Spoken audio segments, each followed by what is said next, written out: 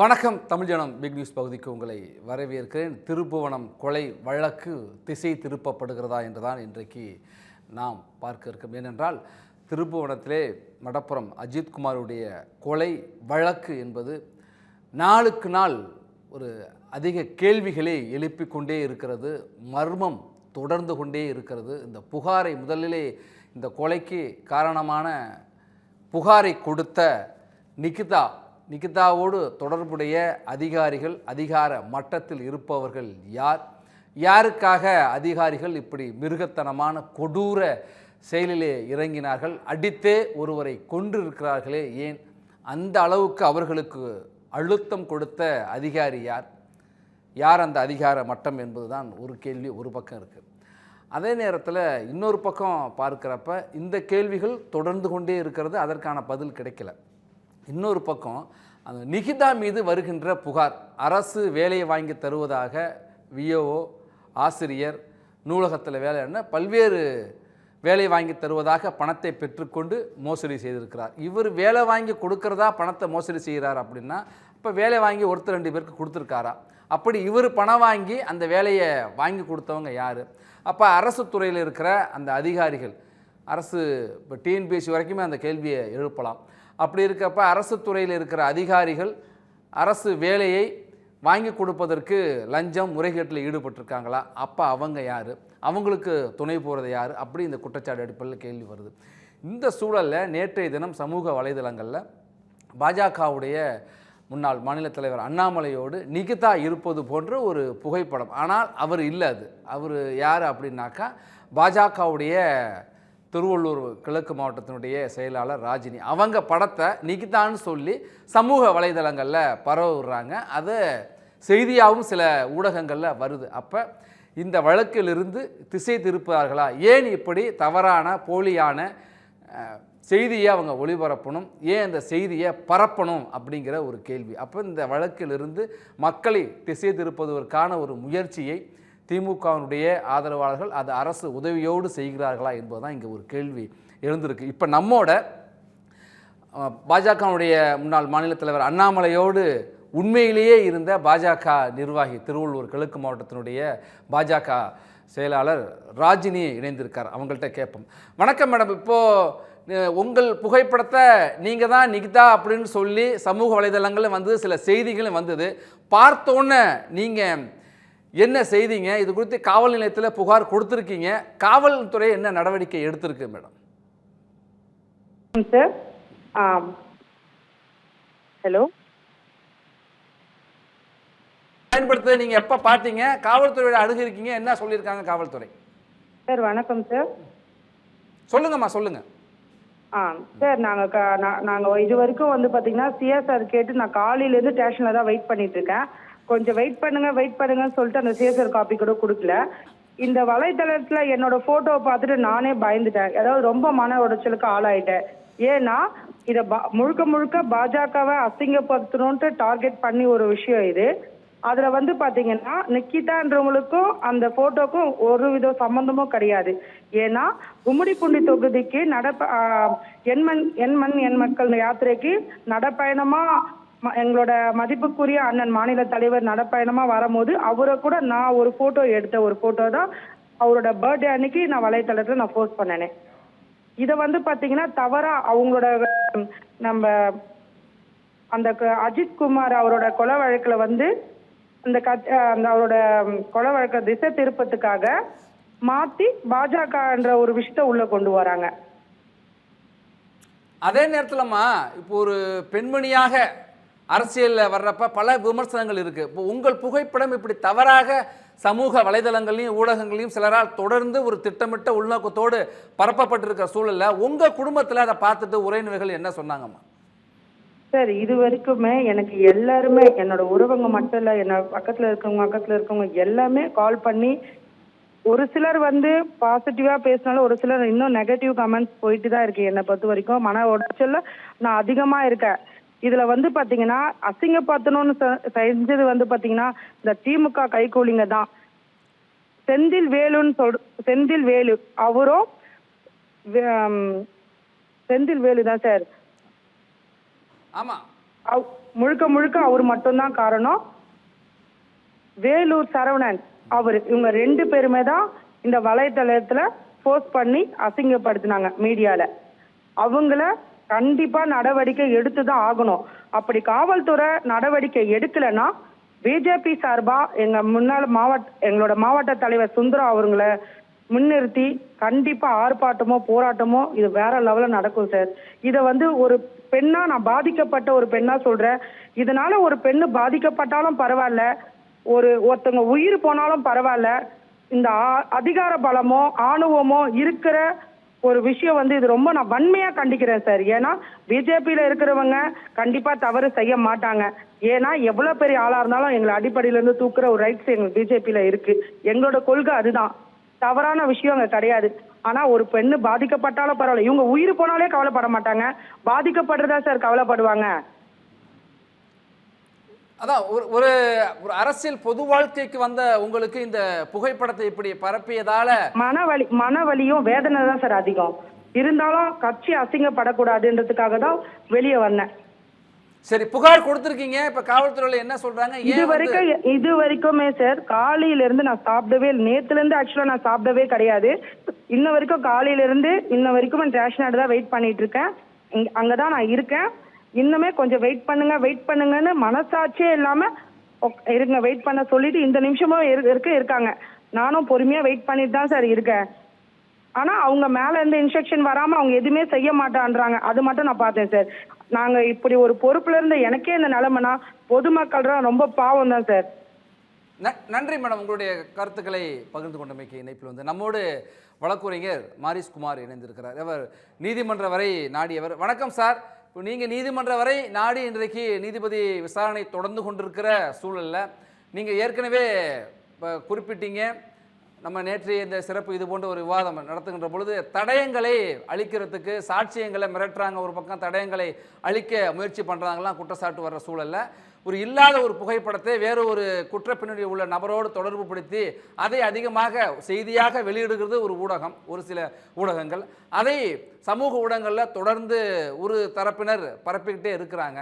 அப்போ திசை திருப்புவதற்கான முயற்சிகள் மேற்கொள்ளப்படுகிறதா என்கிற ஒரு கேள்வி எழுகிறது. உங்கள் பார்வை என்ன சார்? கண்டிப்பா திமுக அரசுக்கு இது கைவந்த கலை தான் சார். தான் தப்பு செஞ்சுட்டு நான் மட்டும் தப்பு பண்ணல, அந்த அவனும் பாரு அவனும் தப்பு பண்ணலாம் அப்படின்னு சொல்றதும், இதே மாதிரி வேற ஒரு புகைப்படங்களை மார்க் பண்ணி பப்ளிஷ் பண்றது வழக்கமா அவங்க செய்யறது தான். அதுதான் இப்பயும் செஞ்சிருக்காங்க. அதுவும் பாத்தீங்கன்னா இந்த ஒரு சில ஊடகங்கள்னு சொன்னீங்க, தைரியமா சொல்லலாம், ஆளுங்கட்சிக்கு வேண்டிய ஊடகங்கள் இதை பரப்புது. உண்மையா பொய்யா அப்படிங்கிறத கூட வெரிஃபை பண்ணாம வேற ஒரு பெண் கூட அண்ணாமலை இருக்கிற அந்த போட்டோவை பரப்பி விட்டுட்டு அவங்க தான் நிவேதா அப்படின்னு பரப்புறாங்க. அவங்க கண் கூட பார்த்து ஐடென்டிஃபை பண்ணி உண்மையா பொய்யா அப்படிங்கறது கூட வெரிஃபை பண்றதுக்கு அவங்களுக்கு நேரம் இல்லை. அது மட்டும் இல்ல, இவங்க போய் புகார் கொடுத்துட்டு இப்ப எனக்கு முன்னாடி பேசும்போது அழகா சொல்றாங்க, மேலிடத்துல இருந்து சொன்னாதான் நடவடிக்கை எடுப்போம்னு. இதான் நாங்க நேத்துல இருந்து கோர்ட்ல சொல்லிட்டு இருக்கோம். நிவேதா கம்ப்ளைண்ட் கொடுத்தப்போ மேலிடத்துல இருந்து எஃப்ஐஆரே போடாம விசாரிக்க சொன்ன சார் யார் அப்படிங்கறதான் கேட்டுட்டு இருக்கோம். இப்ப பாத்தீங்கன்னா இந்த 2-3 நாள்ல மாவட்ட நீதிபதி விசாரிச்சுட்டு இருக்காரு. தொடர்ச்சியா பல்வேறு தகவல்கள் வெளியே வந்துட்டு இருக்கு. 8ஆம் தேதி அவர் போற ரிப்போர்ட் இந்த அரசுக்கு அடிக்க போகக்கூடிய சம்பட்டி அடியா இருக்கும். கண்டிப்பா அவ்வளவு தகவல்களை அவர் சேகரிச்சுட்டு இருக்காரு. அந்த டிஎஸ்பி கிட்ட மட்டும் மாவட்ட நீதிபதி 2 மணி நேரம் விசாரணை பண்ணதா சொல்றாங்க. அதனால அந்த 8ஆம் தேதி யார் அந்த சார் அப்படிங்கிற கேள்விக்கு விடை கிடைச்சாலும் கிடைக்கலாம். இல்ல மீண்டும் விசாரணையிலும் அந்த சார் யாருங்கிறத கண்டிப்பா கண்டுபிடிப்போம். ஏன்னா கீழ்மட்டத்தில் உள்ள 5 கான்ஸ்டபிள் மட்டும் இதை விசாரிச்சு அவங்க இந்த தண்டனையில ஈடுபட உள்ள போயிருவாங்க அப்படிங்கிறது கிடையாது. அவங்கள ஏவன அம்பு கண்டிப்பா தெரியணும். வில்லு யாரோ அம்பு யாரோ அப்படிங்கிறத கண்டுபிடிச்சு எல்லாருக்கும் தண்டனை பெற்று தரக்கூடியதான் எங்களோட பணியா இருக்கும். நீதிமன்றத்தில் அதை கண்டிப்பா நாங்க 8ஆம் தேதி வலியுறுத்துவோம். நன்றி சார், உங்களுடைய கருத்துக்களை பகிர்ந்து கொண்டமைக்கு. பொது வாழ்க்கைக்கு வருகிற பெண்களை அச்சுறுத்துகின்ற வகையிலும் ஒரு கட்சி மீது அவதூறு பரப்புகின்ற வகையிலும் வன்மத்தோடு இல்லாத ஒன்றை இருப்பதாக போலியான செய்தியை உருவாக்குவதும் அந்த செய்திகளை தொடர்ந்து சமூக வலைதளங்களிலும் சில ஊடகங்களிலுமே பரப்புவதும் ஒரு எப்படி திட்டமிட்ட குற்றமாகத்தான் அது கருதப்படுகிறது. அந்த குற்றத்தை ஒரு வன்மத்தோடு வக்கரத்தோடு சில நபர்கள் செய்து கொண்டிருப்பதும் சில ஊடகங்கள் அதற்கு துணை போவதும் நிச்சயமாக கண்டிக்கத்தக்க ஒன்றாக இருக்கிறது. அறம் மீறிய அவர்களுக்கு மக்கள் சரியான பதிலை கொடுக்க வேண்டும் என்பதுதான் ஒரு ஊடகவியலனாக இந்த இடத்துல வேதனையோடு பதிவு செய்ய வேண்டிய ஒரு விஷயமாக இருக்குது.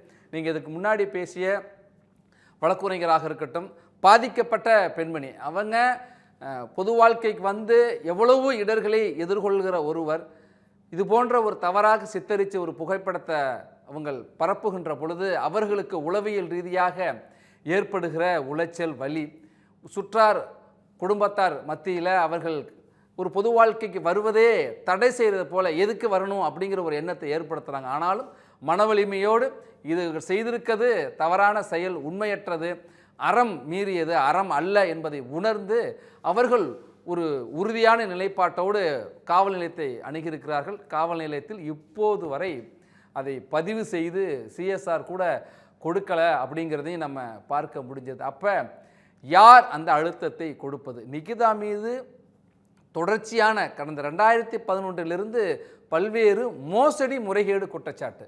அப்போ வேலை வாங்கி தர்றதா, அரசு வேலையை வாங்கி தருவதா? ஏதோ ஒரு தனியார் நிறுவனத்துக்கு சொன்னால் கூட அவங்க ஒரு நிறுவனத்தோடு தனியார் நிறுவனத்தை சம்மந்தப்பட்டதுன்னு சொல்கிறாங்க. ஆனால் அரசு வேலை வாங்கி தருவதாக கிராம நிர்வாக அலுவலர், நூலகத்தில் பணியிடம், கல்லூரி பேராசிரியர் பணியிடம், அரசு பள்ளி ஆசிரியர் பணியிடம் என்று இந்த பணியிடங்கள்லாம் நான் வாங்கித்தரேன்னு ஒருத்தங்க சொல்கிறாங்கன்னா அவர்களுக்கு எந்த அளவுக்கு செல்வாக்கு இருக்கும்?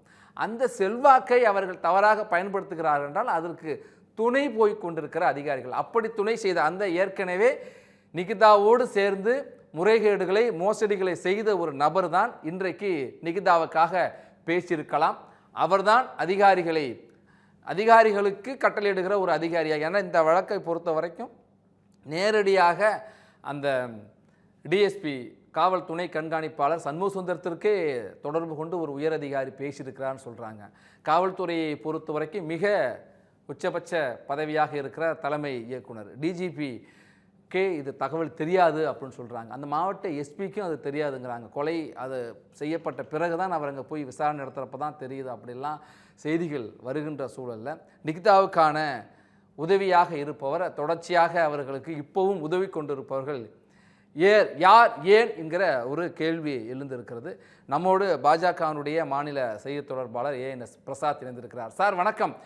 திருப்போணம் கொலை வழக்கு என்பது இன்றைக்கு திசை திருப்பப்படுகிறதா? ஏனென்றால் பாஜகவுடைய முன்னாள் மாநில தலைவர் அண்ணாமலையோடு இதிலே பல்வேறு முறைகேடு குற்றச்சாட்டுக்கு உள்ளாகி இருக்கிற அல்லது அஜித்குமாருடைய கொலைக்கு புகாரை கொடுத்த காரணமாக இருக்கிற நிகிதா இருப்பது போல ஒரு தவறான செய்தியை, தவறான புகைப்படத்தை ஏன் தொடர்ந்து பரப்பி கொண்டிருக்கிறார்கள்? முதலமைச்சர் மன்னிப்பு கேட்டு விட்டார், அந்த குடும்பத்தோடு பேசிவிட்டார், வெளிப்படையாக உண்மையை ஒத்துக்கொண்டு விட்டார் அப்படின்ட்டு முதலமைச்சர் ஒரு பக்கம் புகழ்ந்துகிட்டு இருக்காங்க, சிலர் சிலாகித்தும் பேசி கொண்டிருக்கிறாங்க. இன்னொரு பக்கம் இல்லாத ஒரு செய்தியை இருப்பது போல ஒரு தவறாக பரப்புவதும் ஏன் என்று நீங்கள் கருதுறீங்க? வணக்கம் சார். மிக முக்கியமான விஷயம் என்னன்னா, இந்த அஜித்குமார் கடத்தி படுகொலை செய்யப்பட்ட விவகாரத்தில், காவலர்களால் கடத்தி படுகொலை செய்யப்பட்ட விவகாரத்தில் முதல் கோணல் முற்றிலும் கோணல் என்பது போல விசாரணை நடைமுறை அமைந்துள்ளது. ஆரம்பம் முதலே இந்த விசாரணையை மறைப்பதற்கு, உண்மையை மறைப்பதற்கான முயற்சிகளை காவல்துறை மேற்கொண்டுள்ளது. அதற்கு உறுதுணையாக இந்த அரசும் பல்வேறு நடவடிக்கைகளை எடுத்துள்ளது. முதல் கட்டமாக அந்த ஊராட்சித்துறை தலைவர் 50 லட்சம் ரூபாய் அந்த குடும்பத்தில் பேரம் பேசியது அனைவரும் அறிந்த விஷயம், கோர்ட்டிலும் சொல்லப்பட்டது.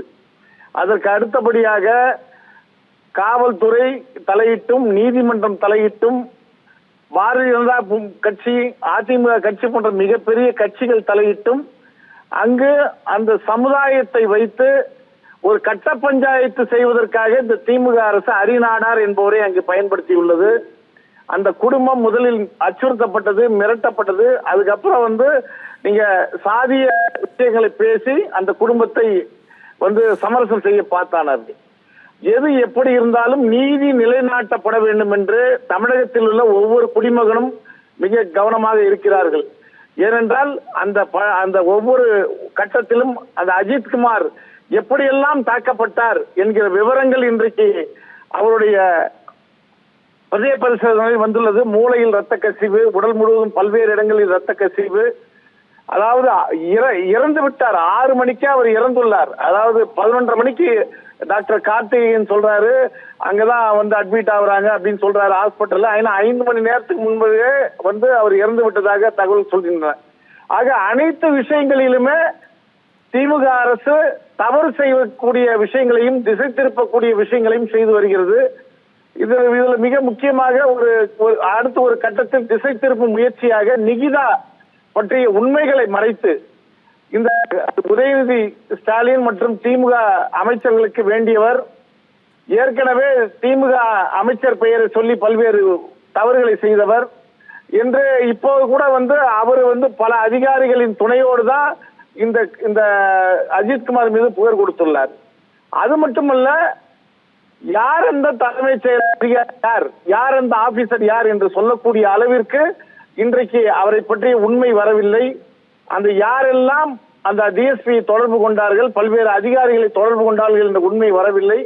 ஆனால் அண்ணாமலையோடு நிகிதா இருப்பதாக முன்னாள் மாநில பாஜக தலைவர் அண்ணாமலை அவர்களை குறிவைத்து பாஜகவை குறிவைத்து, ஏனென்றால் இந்த விஷயத்தில் உண்மையை வெளிக்கொணர்ந்து இன்றைக்கு இந்த நீதியை நிலைநாட்டது தமிழக பாஜக மாநில தலைவர் திரு நயனா நாகேந்திரன். அவர் கேட்ட 9 கேள்விகள், முதல் கட்டமாக அவர் கேட்ட 9 கேள்விகள் தான் கோர்ட்டிலும் முன்வைக்கப்பட்டது.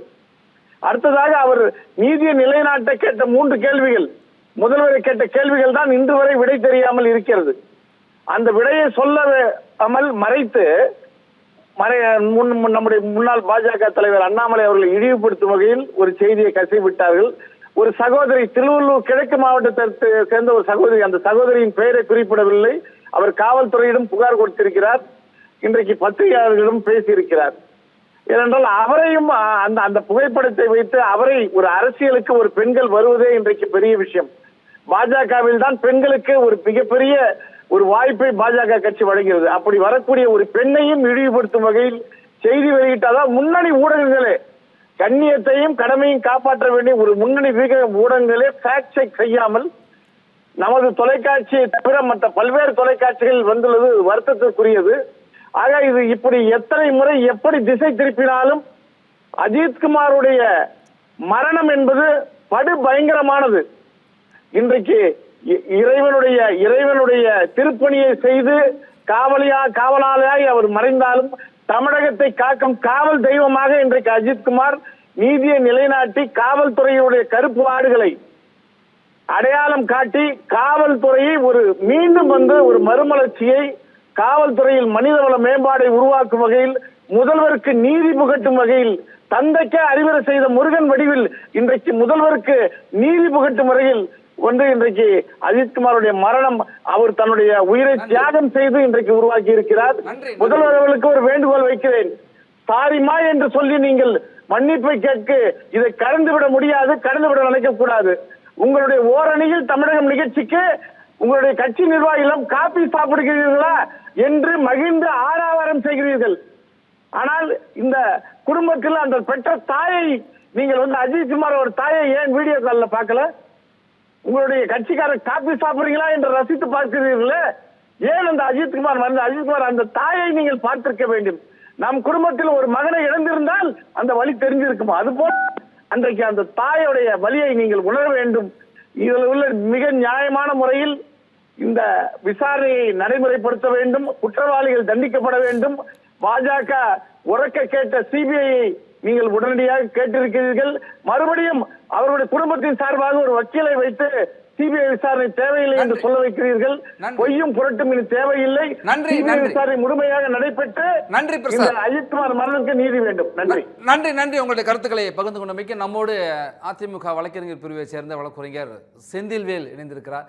சார் வணக்கம். இந்த வழக்கு சார்ந்து நீங்களும் நீதிமன்றத்தை நாடிய ஒரு வழக்கறிஞர் என்கிற வகையில் இன்றைக்கு ஒரு இல்லாத செய்தியை, இல்லாத நபர் ஒருவர் பாஜக முன்னாள் தலைவரோடு இருந்தார் என்ற ஒரு செய்தியை ஒட்டி வெட்டி ஏன் பரப்புகிறார்கள்?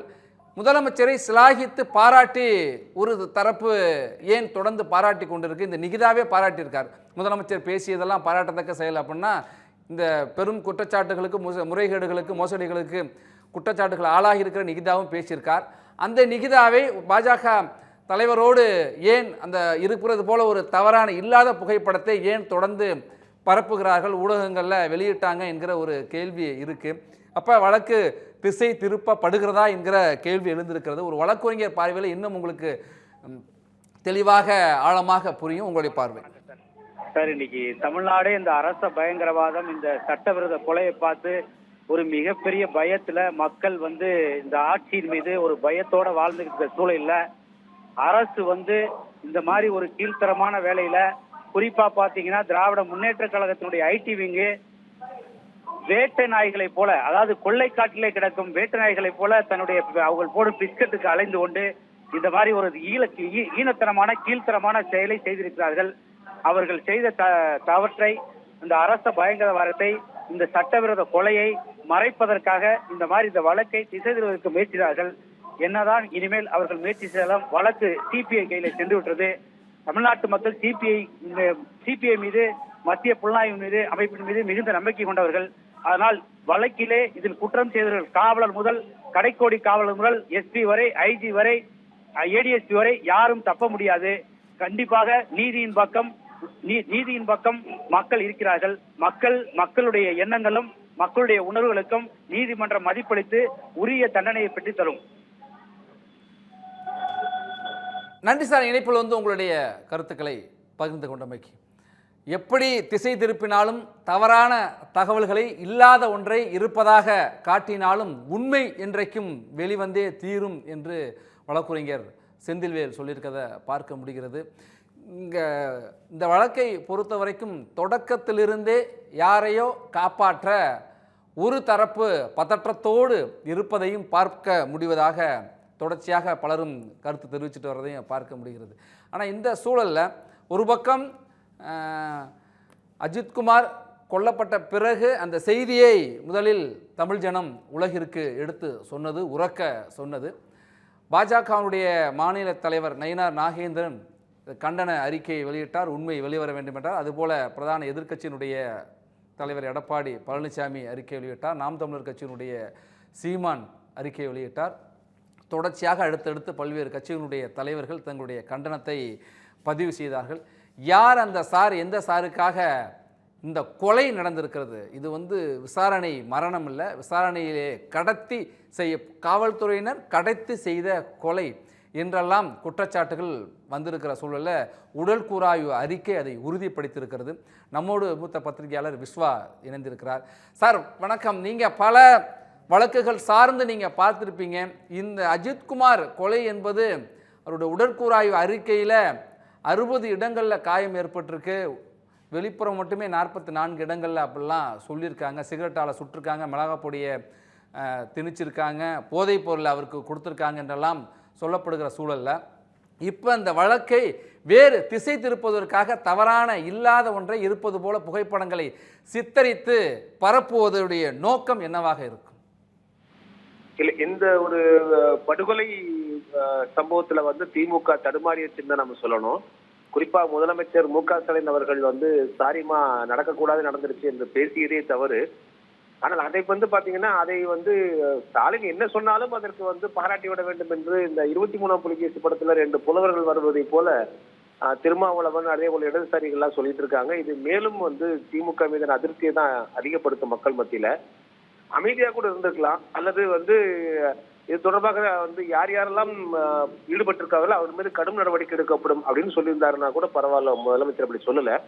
மாறாக இப்ப வரைக்கும் அந்த கொலையில் ஈடுபட்ட 5 பேரை மட்டும்தான், அவர்கள் 4-5 பேரை மட்டும்தான் கைது செய்திருக்காங்க தவிர அந்த கட்டளை யார் அவருக்கு கொடுத்தது? ஏனென்றால் அவங்க உள்ளூர்காரர்கள். அந்த 5 பேரும் பல்வேறு காவல் நிலையங்களிலிருந்து தேர்ந்தெடுக்கப்பட்ட சிறப்பு காவல் படையணியினர்.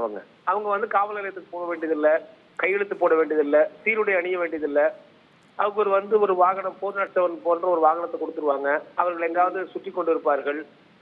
திடீர்னு ஏதாவது டிஎஸ்பி உத்தரவிட்டாருன்னா அந்த இடத்துக்கு அவங்க போவாங்க. இதுதான் அந்த சிறப்பு காவல் படையணி. அது அங்கீகரிக்கப்படாத படையணி என்று டிஜிபி சங்கர் ஜிவால் தெளிவா சொன்ன காரணத்தினாலதான் அங்கீகரிக்கப்படாத படையணிகள் எல்லாம் கலைக்க சொல்லி அவர் உத்தரவிட்டிருக்காரு. ஆக இப்படிப்பட்ட ஒரு படையணியை அங்கீகரிக்கப்படாத, பொதுவாக பாத்தீங்கன்னா ஏதாவது ஒரு சிறப்பு வழக்கு அப்படின்னா அன்றாடம் காவல் நிலையங்கள்ல சட்டம் ஒழுங்கு, குற்றப்பிரிவு, போக்குவரத்து ஆகியவற்றில் ஈடுபட்டிருக்கக்கூடிய காவல்துறையினர் சில வழக்குகளை விசாரிப்பதற்கு அவர்களுக்கு நேரம் இருக்காது. அதனால அதற்கென்று ஒரு தனிப்படையை அமைப்பதுதான் வழக்கம். ஒரு சிறப்பு தனிப்படை அமைக்கப்பட்டு இது குறித்து விசாரணை மேற்கொள்ளப்பட்டு வருகிறது அப்படின்னு செய்திகளோட அதை பார்க்கலாம். ஆனால் இந்த படையணி பாத்தீங்கன்னா எந்த விதமான ஒரு தனிப்பட்ட ஒரு வழக்கு இல்லாமலும், எந்த விதமான தனிப்பட்ட ஒரு புதிய குற்றச்சாட்டும் இல்லாமலும் தனியாக அமைக்கப்பட்ட படை அது. அந்த படை நேரடியாக துணை கண்காணிப்பாளர் தலைமையில் நடந்துட்டு இருக்குது. அவர்கள் பாட்டுல 5 பேர் இப்ப 407 வாகனத்துல சுத்திக்கிட்டு இருந்திருக்காங்க. டிஎஸ்பி யாரெல்லாம் சொல்றாரோ அவங்க எல்லாம் போய் விசாரிக்கிறேன் போர்வைகள் அது குறித்து நம்ம விரிவா பேசியிருக்கோம். ஆனா இப்ப என்ன வருதுன்னா, ஏன் இல்லாத ஒரு புகைப்படத்தை இருப்பது போல பரப்புகிறார்கள். அது சில ஊடகங்களும் செய்தியாக இருக்கிறது. சில முன்னாள் ஊடகங்கள், தற்போது அரசு ஆதரவாளர்களும் அதை தொடர்ந்து அதிகமாக பரப்புகின்ற நோக்கம் என்ன காரணத்துக்காக அப்படி செய்யறாங்க? காரணம் அதுதான். என்னன்னா இப்போ அந்த குற்றம் சாட்டப்படுகின்ற அந்த பெண்மணி அவர் பாரதிய ஜனதா கட்சியை சேர்ந்தவர் அப்படின்னு சொல்லிட்டா முடிஞ்சது தானே. பாரதிய ஜனதா கட்சி தான் இது செஞ்சிருக்காங்க என்பதை போல அவர்கள் ஒரு பரப்புரையை மேற்கொள்ள முனைந்தார்கள். ஆனாலும் அது தவறு. அந்த படமே தவறானதுன்னு ஆயிடுச்சு. திரு அண்ணாமலை அவர்களோடு இருக்கக்கூடிய ஒரு பெண்மணி ராஜினி என்கிற திருவள்ளூர் மாவட்டத்தை சேர்ந்த பாரதிய ஜனதா கட்சியை சேர்ந்தவர் என்பதும், அந்த புகைப்படத்தை இந்த பெண்மணியினுடைய நிகிதாவுடைய புகைப்படத்தோடு இணைத்து வெளியிட்டு சற்று மறைமாற்றம் செய்வதற்கான முயற்சியில் ஈடுபட்டாங்க. ஆனால் சில வினாடிகளில் அது தகர்க்கப்பட்டிருக்குன்னு பார்க்கிறோம். இது போகாத ஊருக்கு வழிதடுவதை போல, முட்டுச்சந்தில் முட்டிக்கொள்வதை போல திமுக இந்த அஜித் விவகாரத்தில் முட்டிக்கொண்டிருக்கிறது அப்படிங்கிறதான் இது வெளிக்காட்டுகிறது. நன்றி சார், உங்களுடைய கருத்துக்களை பகிர்ந்து கொண்டமைக்கு. இல்லாத ஒன்றை இருப்பது போல ஒரு பற்றி எரிகிற ஒரு பிரச்சனையின் மீது பஞ்சு மூட்டையை தூக்கி போட்டு அதை பற்றி எரியும் பிரச்சனையை அணைத்து விடலாம் என்பது போன்ற ஒரு முயற்சியை யாரோ சிலர் எடுத்து, அதுவுமே பெரும் தீ வினையாக இந்த அரசுக்கு வந்திருக்கிறது அல்லது அதை தூண்டியவர்களுக்கு வந்திருக்கிறது என்பதுதான் நம்மோடு கருத்துக்களை பகிர்ந்து கொண்ட பத்திரிகையாளர்கள் மற்றும் வழக்குரைஞர்களுடைய கருத்தாக இருக்கிறது. திசை திருப்பும் செயல்களை தவிர்த்துவிட்டு ஆக்கப்பூர்வமாக நடவடிக்கை எடுக்க வேண்டும். இதுவரைக்கும் 24 பேர் விசாரணை என்கிற பெயரிலே கொல்லப்பட்டிருக்கிறார்கள். இனி ஒன்று தமிழ்நாட்டில் நடக்காமல் இருப்பதற்கு காவல்துறையை சீர்படுத்தி, காவல்துறையை சரியாக கண்காணித்து நடவடிக்கை எடுக்க வேண்டும் அரசு என்பதுதான் பலருடைய எதிர்பார்ப்பாகவும் வேண்டுகோளாகவும் இருக்கிறது. அதையே அரசுக்கு இந்த சிறப்பு நிரலில் முன்வைத்து மீண்டும் ஒரு சிறப்பு பகுதிகளை சந்திப்போம்.